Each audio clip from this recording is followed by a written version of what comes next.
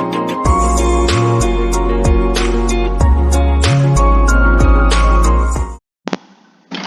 guys, welcome back to all of you. I am Monica, first year MBBS student, and in today's lecture we will study about various laws of inheritance and some basic laws that Mendel prescribed us. Now let us start with the law of dominance. Law of dominance क्या है? अब हमें जो heading है इसी से साफ साफ पता चल रहा है कि डोमिनेंस में हम जो पढ़ते हैं कैपिटल टी स्मॉल टी मतलब वेरियस अलील्स। तो अलील टू टाइप के अलील होते हैं, एक होते हैं डोमिनेंट होते हैं, एक होते हैं रिसेसिव होते हैं। डोमिनेंट अलील एक ऐसा अलील जो कि रिसेसिव की प्रेजेंस में अपना फिनोटाइप शो करता है। Recessive Aleel only in presence of recessive अलील अपना जो फिनोटाइप कैरेक्टर है वो शो कर सकता है। ओके, जैसे जो अभी मैंने बात की, जैसे कैपिटल टी है वो स्मॉल टी के प्रेजेंट में भी कोई जो प्लांट बनेगा तो वो टोल ही होएगा, लेकिन स्मॉल टी को अगर प्लांट को ड्वार्फ होना है तो वो दोनों अलील उसके सेम होने चाहिए, that is small T small T. Okay, अब यही बात इसमें कहता है कि characters are controlled by discrete units called factors. Discovery से पहले इन्हीं जो अब अलील्स पढ़ रहे हैं, जीन्स पढ़ते हैं, इन्हीं को ही फैक्टर्स बोला जाता था। ओके, ये पॉइंट फर्स्ट पॉइंट है। फैक्टर्स अकर इन पेयर्स, जो हम साफ साफ बात यहाँ पे कर रहे हैं, फैक्टर्स होते हैं वो पेयर्स में होते हैं, और in a dissimilar pair of factors one member of the pair dominates the other. जैसे यहाँ पे ये कैपिटल टी अलील है, ये स्मॉल टी को डोमिनेट करता है, तो वही सेम बात यहाँ पे हो गई। अब ये क्वेश्चन इसी से पेपर में क्वेश्चन बनता है। It is very important and basic law of the inheritance. The law of dominance is used to explain the expression of only one of the parental characters in a monohybrid cross in F1। अब जो हमने F1 generation पढ़ी थी उसके अंदर हमने देखा था कि जो प्रोजेनी बनती है वो सारी की सारी उसका फिनोटाइप एक पेरेंट से मिलता है, दैट इज सारी की सारी प्रोजेनी थी वो टोल ही थी। ओके, तो यही बात ये यहाँ पे कर रहा है कि एक ही पेरेंट का जो only one of the parental character is shown at the level of F1 during the monohybrid growth, और जो एक्सप्रेशन है वो F2 की स्टेज पे दोनों कैरेक्टर्स का होता है, दोनों पेरेंट्स का होता है, मतलब जो ड्वार्फ प्लांट है वो भी प्रोड्यूस होता है और टोल प्लांट्स तो होते ही हैं। ठीक है, तो this law also explain the proportion of 3:1 obtained at the F2। यही चीजें उन्हीं जो बेसिक लॉज है जो अपन जिस लॉ के थ्रू हमने जो वो क्रॉस करके देखा था उसी लॉ को उन्होंने यहाँ पे डिफाइन कर रखा है, और very easy, it is very easy. Law of segregation. अब सेग्रीगेशन में क्या होता है कि जैसे हम ये एज्यूम करते हैं, जैसे यहाँ पे एक प्लांट है capital T and capital T, okay, and एक प्लांट है that is small T and small T. मैं एज्यूम कर रही हूँ कि दोनों प्योर प्लांट्स हैं। अब जो ये प्लांट बनेगा इनके गैमीट बनेंगे। सबसे पहले अपने कैरेक्टर को प्रोजेनी को पास ऑन करने के लिए वाया गैमीट्स के थ्रू प्रोजेनी तक पास होते हैं कैरेक्टर्स। तो यहाँ पे ये अगर पेरेंट अपने जो गैमीट बनाएगा तो सारे के सारे गैमीट्स होंगे, उनमें कैसे अलील्स आएंगे, कैपिटल टी ही आएंगे। 100% गैमीट्स मतलब जितने भी गैमीट्स हैं उनमें कैपिटल टी ही अलील होगा। ऐसे ही इस ये पेरेंट कौन सा अलील होगा, इस पेरेंट के अंदर स्मॉल टी अलील होगा, इसके जो सारे गैमेट्स होंगे उनके अंदर। ओके, तो अब इन दोनों का ये यहाँ पे क्या हो रहा है, इस लेवल पे जब मियोसिस हो रही होती है सेग्रीगेट होते हैं ये कैरेक्टर। ओके, तो जैसे सेग्रीगेट का मतलब है अलग करना। जैसे कैपिटल टी है उनका एक जो अलील है कैपिटल टी वो ही आएगा, ऐसे यहाँ पे स्मॉल टी आएगा। तो ये दोनों कैरेक्टर्स सेग्रीगेट हो गए ड्यूरिंग द गैमीट फॉर्मेशन, लेकिन जब ये क्रॉस करेंगे ये दोनों गैमीट्स तो क्या हो जाएगा, वापिस रिकॉम्बिनेशन हो जाएगा, कैपिटल टी स्मॉल टी का जाइगोट बन जाएगा। ओके, तो यही चीज यहाँ पे हमें लॉ ऑफ सेग्रीगेशन में बता रखी है। जैसे कि this law is based on the fact that the alleles do not show any blending and that both the characters are recovered as such in the F2 generation. Okay, and वही same example ये बोल रहा है कि जो अलील है वहाँ वो आपस में कोई इंटरमिंगलिंग नहीं करते, इंटरमिक्स नहीं होते हैं, वो कैरेक्टर है वो एज टू एज पेरेंट्स जैसा अपीयर होता है। लॉ ऑफ सेग्रीगेशन ये बोलता है, क्योंकि हमने देखा था कि कोई भी इंटरमीडिएट हाइट का प्लांट नहीं बनना था। मतलब जो कैपिटल टी है वो अपना कैरेक्टर मेंटेन रखता है और स्मॉल टी है वो भी अपना कैरेक्टर मेंटेन रखता है, तो वही चीज यहाँ पे हो रही है।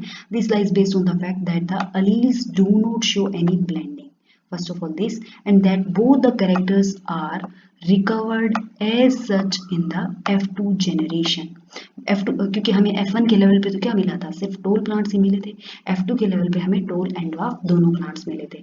एंड यही चीज इन्होंने लिखा है, though one of these is not seen at the F1 stage. Though the parents can contain two alleles during gamete formation, the factors or alleles of a pair segregate from each other that a gamete only receive one of the two vectors. यही चीज मैंने अभी आपको बताई कि यहाँ पे जब गैमीट बनेगा तो जो सेग्रीगेशन होगा और ओनली एक ही जो अलील होगा वो एक गैमीट के अंदर प्रेजेंट होगा। Of course, a homozygous plant produces whole gametes that are similar. अब ये हमने एग्जांपल लिया था, ये दोनों होमोजाइगस है, दोनों कैपिटल टी, और मैंने प्योर प्लांट लिए थे, प्योर दैट इज होमोजाइगस। इनके सारे गैमेट्स कैसे होंगे, 100% वो सेम टू सेम होंगे। लेकिन एक हेट्रोजाइगस प्लांट है, सपोज करते हैं यही प्लांट ले लिया हमने, कैपिटल टी स्मॉल टी, ये क्या है, एक हेट्रोजाइगस प्लांट है। अब इसके गैमेट जो बनेंगे, 50% गैमेट ऐसे होंगे जिनके अंदर अलील क्या होगा, कैपिटल टी होगा, और 50% गैमेट्स ऐसे होंगे जिनके अंदर अलील क्या होगा, स्मॉल डी होगा। तो जितने भी गैमेट हैं वो इक्वल प्रोपोर्शन में हाफ हाफ बनेंगे, डिफरेंट अलील कंटेनिंग। ओके, ये यहाँ पे हमने ऊपर सब कुछ हमने ऊपर के जो क्रोसेस थे, जो मोनोहाइब्रिड क्रोस हमें दिखा रखा था, उसके अंदर हमने यही चीज पढ़ी थी, इसके बारे में यहाँ पे हमने स्टडी किया था। ओके, जो पहले का जो हमने जिस बेस पे हमने मोनोहाइब्रिड क्रोस की स्टडी की थी, वही लाज यहाँ पे इन्होंने डिस्क्राइब कर रखे हैं। अब इन्हें लाज मतलब एक पर्टिकुलर थ्योरी होती है, लाज के फॉर्म में डाल दिया गया। फिर बात करते हैं इनकम्प्लीट डोमिनेंस। अब तक हम बोल रहे थे कि कोई भी इंटरमीडिएट हाइट का प्लांट नहीं बनेगा, लेकिन अब जैसे जैसे डिस्कवरी हो रही है, अब पता चल गया है कि इनकम्प्लीट डोमिनेंस भी शो करते हैं। मतलब जो कैपिटल टी था और स्मॉल टी था, वहां पे हम बोल रहे थे कि ओनली टोल प्लांट बनेगा। लेकिन कई बार क्या होता है, कुछ केसेस में जो ये कैपिटल टी है, ये 100% डोमिनेंस शो नहीं कर पाता है ओवर स्मॉल टी, तो इसलिए स्मॉल टी भी अपना कुछ कैरेक्टर शो करता है, और जो प्लांट बनता है वो फिर इंटरमीडिएट हाइट का प्लांट बनता है। यही हमने यहाँ इन्होंने अब कलर के थ्रू ये एग्जाम्पल शो कर रखा है। जैसे कि हमने प्योर प्लांट ले लिया पहले, रेड पेरेंट, ये पेरेंट जेनेशन है, P generation that is parent generation. Red हमने ले लिया प्योर, और व्हाइट भी हमने ले लिया प्योर, ठीक है। अब इनके गैमीट बने, ये 100% R, capital R containing gamete होंगे, और यहाँ पे 100% स्मॉल आर होंगे। F1 जेनेशन बनेगी तो ये कैपिटल आर स्मॉल आर, ये इसका जीनोटाइप होगा। लेकिन इसका फिनोटाइप है वो हमें पिंक मिला इस केस में, हमें यहाँ पे रेड नहीं मिला, मिलना चाहिए था red according to law of dominance, लेकिन इनकम्प्लीट डोमिनेंस हुई कैपिटल आर की ओवर स्मॉल आर, तो ये हमें पिंक कलर का कैरेक्टर देखने को मिला, दैट इज फिनोटाइप। और बाद में हमने इसकी दोबारा वही क्रॉस करवाया, कैपिटल आर का क्रॉस हुआ, और ये तो मतलब ये हमें यहाँ पे शो करना चाह रहा है कि ये वाला जो इसका जो जीनोटाइप तो कैपिटल आर स्मॉल आर था, लेकिन इसका फिनोटाइप है दैट इज पिंक। वही हमें अब यहाँ पे लॉ के अकॉर्डिंग समझा रखा है कि इनकम्प्लीट डोमिनेंस में होता क्या है। When experiments on peas were repeated using other traits in other plants, अब मेंडल ने ये जो लॉ बनाए थे ना, लॉ ऑफ डोमिनेंस और लॉ ऑफ सेग्रीगेशन, इनमें उन्होंने पी प्लांट को लिया, सिर्फ एक प्लांट और उसी की वैरायटी को लिया, और जो जो पी प्लांट की वैसे मेंडल ने और भी कुछ प्लांट्स पे भी स्टडी की थी, लेकिन उन्होंने बेसिकली जो पी प्लांट में स्टडी की वो सारे एक ही पैटर्न, मतलब जितनी भी मेंडल की स्टडी थी वो एक ही पैटर्न फॉलो कर रहे थे, इसलिए मेंडल पता नहीं लगा पाए कि ऐसा भी कुछ हो रहा है। लेकिन अब कुछ अलग प्लांट पे ये सेम रिसर्च की गई तो हमें इनकम्प्लीट डोमिनेंस देखने को मिली। It was found that sometimes that F1 had a phenotype that did not resemble either of the two parent and was in between the two. वही चीज हमने देखी कि रेड और व्हाइट के मिक्सिंग से पिंक कलर प्रोड्यूस हुआ। The inheritance of the flower color, अब ये फ्लावर कलर, ये जो हमें एग्जांपल दे रखा वही है। इन द डॉग फ्लावर के अंदर ये एक्सपेरिमेंट हुआ है, दैट इज स्नैप ड्रैगन, और इसे बोलते हैं antirrhinum. Okay, is a good example to understood incomplete dominance. अब पेपर में क्वेश्चन कहाँ से आता है, इनकम्प्लीट डोमिनेंस को शो करने वाला एग्जांपल क्या है, दैट इज स्नैपड्रैगन और antirrhinum. In the cross between true breeding red flower and true breeding white, pink जो बनते हैं वो हमने देख लिया। एंड व्हेन F1 को क्रॉस किया हमने तो हमें रेड, पिंक और व्हाइट तीनों कैरेक्टर देखने को मिले। तो यहाँ पे अब देखिए कि जो जीनोटाइप है और फिनोटाइप है, दोनों की रेशियो क्या है, सेम हो चुकी है। यहाँ पे जीनोटिपिक रेशियो क्या है? जीनोटिपिक रेशियो तो हमारी जो हमने लॉ ऑफ डोमिनेंस के अकॉर्डिंग जो हमने मोनोहाइब्रिड क्रॉस किया था, वही जीनोटिपिक क्रॉस जो कैपिटल आर स्मॉल आर, वही सेम क्रॉस मिल रहा है हमें यहाँ पे जीनोटिपिक तो। लेकिन जो फिनोटिपिक रेशियो है वो चेंज हो गई है। यहाँ पे ये वाले फ्लावर जो रेड होने थे अब वो पिंक हो गए। अगर ये रेड होते तो ये 3:1 हो जाती भाई सेम रेशियो, लेकिन अब ये पिंक हो गए हैं तो ये 1:2:1। तो पेपर में ये क्वेश्चन भी आता है कि फिनोटिपिक और जीनोटिपिक कौन से क्रॉस के अंदर सेम देखने को मिलते हैं, तो वो है इनकम्प्लीट डोमिनेंस का cross that is seen in the snapdragon. तो ये एक इंपॉर्टेंट क्वेश्चन है, जीनोटिपिक एंड फिनोटिपिक दोनों सेम है ratio. Here the genotypic ratio exactly same थी as we would expect in the Mendelian monohybrid cross. Genotype तो same था, लेकिन फिनोटिपिक रेशियो यहाँ से जो 3:1 थी डोमिनेंट रिसेसिव रेशियो, वो अब क्या हो गई, ये हो गई ओके 1:2:1, दैट इज यही हमें यहाँ पे बता रखा है। अब explanation of the concept of dominance. अब एग्जैक्टली डोमिनेंस होती क्या है? Why some alleles According to dominant होते हैं? Britannica, dominance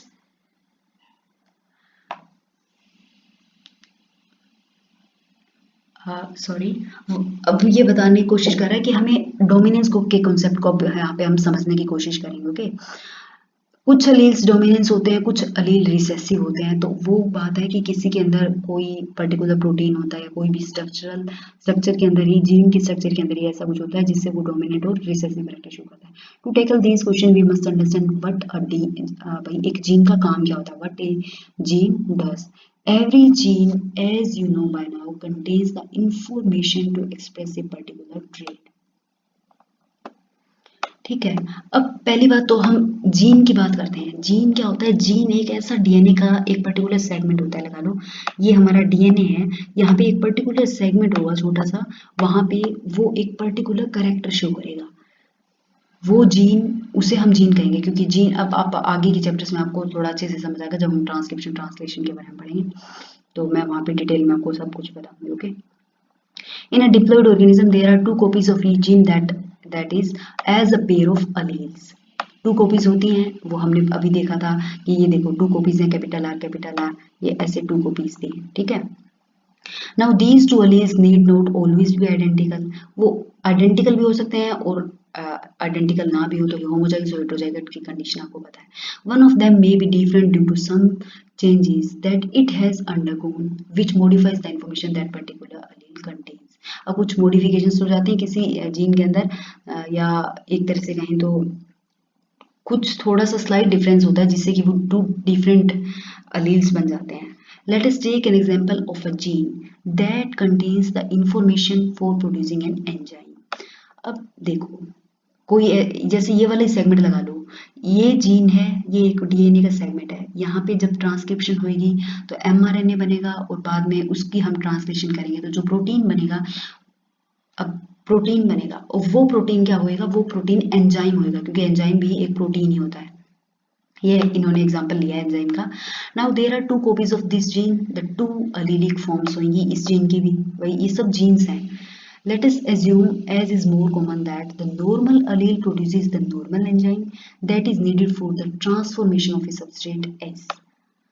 अब क्या है, अगर अलील नॉर्मल है तो उससे नॉर्मल एंजाइम और मतलब जो प्रोटीन होएगा वो नॉर्मल बनेगा और नॉर्मल प्रोटीन से नॉर्मल एंजाइम बनेगा जो कि अपने पर्टिकुलर सबस्ट्रेट पे एंजाइम काम करेगा। अब लेकिन जो अगर उसके अंदर नॉर्मल अलील के अंदर कुछ मॉडिफिकेशन हो जाती है तो वो मॉडिफाइड अलील क्या कर सकता है, या तो वो मॉडिफिकेशन की वजह से कुछ ऐसी म्यूटेशन हो जाएगी, वो गलत म्यूटेशन हो गई और वो जो एंजाइम है या जो भी प्रोटीन बनेगा वो अपनी वर्किंग एफिशिएंसी को कम कर ले, मतलब वो लेस एफिशिएंट भी हो सकता है, और कुछ ऐसा भी हो कि वो नॉन फंक्शनल भी हो जाए, और कुछ ऐसा भी हो सकता है उस जीन के अंदर कि बाद में वो जो प्रोटीन बनाए उससे एंजाइम बन ही ना पाए, तो नो एंजाइम एट ऑल। ये 3 कंडीशंस हो सकती हैं okay। I hope you are getting my point, or if you have any query please ask me in comment section, I will try again to clarify you। जैसे बात हम ये कर रहे हैं कि नॉर्मल अलील है, जैसे अब बात कर ली मैंने, कैपिटल टी से देखते हैं हम, ये कैपिटल टी है, ये अलील अगर कैपिटल टी के साथ मैच कर गया तो ये क्या बनाएगा, यहाँ पे टोल हाइट का प्लांट बना देगा। बाय चांस ये कैपिटल टी है, स्मॉल टी क्या है, एक मॉडिफाइड अलील है स्मॉल टी, वो अगर इसके साथ मैच कर गया तो क्या है, क्या कंडीशन हो सकती है, अगर ये अपना करेक्टर पूरा शो ना कर पाए और ये एक डिफेक्टिव अलील हो स्मॉल टी, तो क्या हो सकता है कि प्रॉपर प्लांट हाइट नहीं लेगा, या प्लांट जमा डवाफ रह जाएगा, या प्लांट के ऊपर कोई इफेक्ट नहीं पड़ेगा। ऐसी म्यूटेशंस हो सकती हैं। जब हम म्यूटेशन के बारे में पढ़ेंगे तो you will understand all this concept in detail. Okay, in the first case the modified allele is equivalent to the unmodified allele. अब मैंने बोला कि कुछ नॉर्मल कंडीशन भी आ सकते हैं, मतलब कोई फर्क ही ना पड़े, तो वही बात है कि मॉडिफाइड है वो बराबर ही है अनमॉडिफाइड के, कोई फर्क नहीं पड़ा। That is it will produce the same phenotype और trait that is result in the transformation of the substrate S. Such equivalent allele pairs are very common, और ये ऐसी कंडीशन जो है फर्स्ट कंडीशन, ये हमें बहुत कॉमनली देखने को मिलती भी है। Okay, but if the allele produces a non-functional enzyme or no enzyme, the phenotype may be affected। तो phenotype क्या है, वो affect हो सकता है प्लांट का या फिर मतलब कोई भी ऑर्गेनिज्म है उसका। ठीक है, the phenotype trait will only be dependent on the functioning of the unmodified allele. अब ये लाइन है, इस लाइन से बिल्कुल डायरेक्ट क्वेश्चन आता है पेपर में, क्या जंबलिंग करते हैं वो यहाँ पे अनमोडिफाइड अलील की जगह यहाँ पे मोडिफाइड लिख देंगे, वो बिल्कुल गलत हो जाएगा।